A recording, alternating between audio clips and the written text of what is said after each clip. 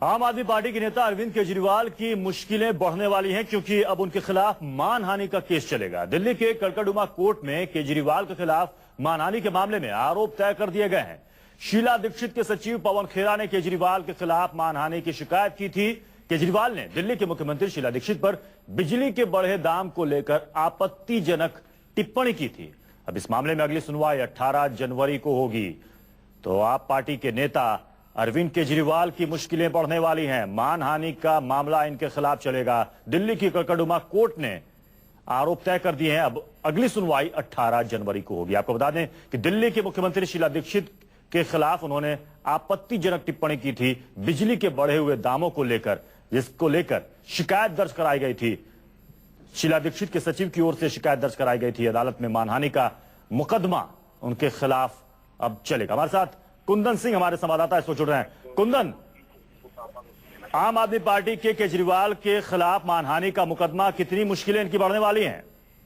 या बिल्कुल मुश्किलें जरूर बढ़ सकती है, लेकिन थोड़ी सी राहत की बात जरूर है कि ये जब सुनवाई होगी तब तक कम से कम दिल्ली विधानसभा का चुनाव खत्म हो चुका होगा, वरना वाकई बड़ी मुश्किलें हो सकती है। लेकिन जिस तरीके से मैं आपको बता दूं, थोड़ा सा बैकग्राउंडर में जाना चाहूंगा कि बीते साल जब इस दिल्ली में बिजली के बढ़े दामों के खिलाफ में अरविंद केजरीवाल प्रोटेस्ट कर रहे थे, तो उन्होंने साफ अपील की थी लोगों से कि बिजली की बढ़ती कीमतों का विरोध करें, बिल न जमा करें। और शीला दीक्षित को कहा था कि वो तरह से लाइजनिंग करती है बिजली कंपनियों को लेकर और उनकी वजह से उनकी पॉलिसी। कुंदन, आपको यहाँ पर रोकना चाहेंगे, दर्शकों को सुनाते हैं अरविंद केजरीवाल ने इस मसले पर क्या कुछ कहा है।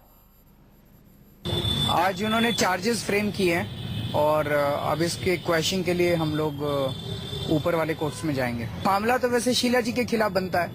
ये पवन खेरा कौन है, कहाँ से आ गए, मतलब मान लो हम कहें शीला दीक्षित जी ने दलाली करी और आप जाके कोर्ट में कह दे जी मेरी मानहानि हो गई, मेरे मुख्यमंत्री की मानहानि कर दी, तो ऐसे थोड़ी होता है। तो अब देखते हैं, हम हायर कोर्ट में जाएंगे और इसकी वो करेंगे।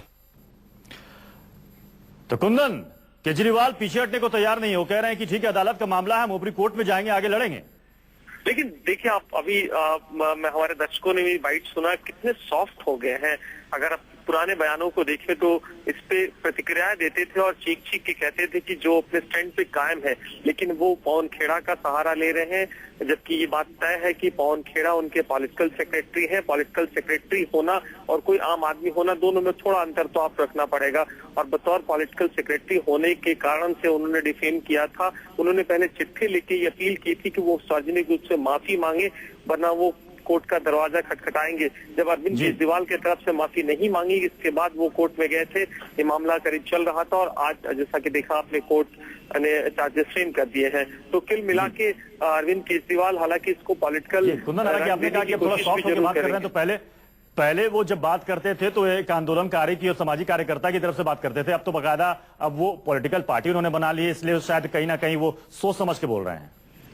नहीं, बिल्कुल ये स्टैंड तो है ही। और जिस तरीके से आप चुनाव के समर में हैं और इनके बयान का एक मतलब निकाला जा सकता है, आचार संहिता वो आचार संहिता का उल्लंघन माना जा सकता है, तो वो तमाम चीजें हैं जिसको लेके अरविंद केजरीवाल स्थिति खराब हो सकती है। तो इस चीज को बेहतर ही समझते हैं और शायद यही वजह है कि उन्होंने कहा कि अपने लीगल टीम से राय लेके वो हायर कोर्ट में जाएंगे और इस मामले को क्रश करने की कोशिश करेंगे। बहुत बहुत शुक्रिया कुंदन इस पूरी जानकारी के लिए।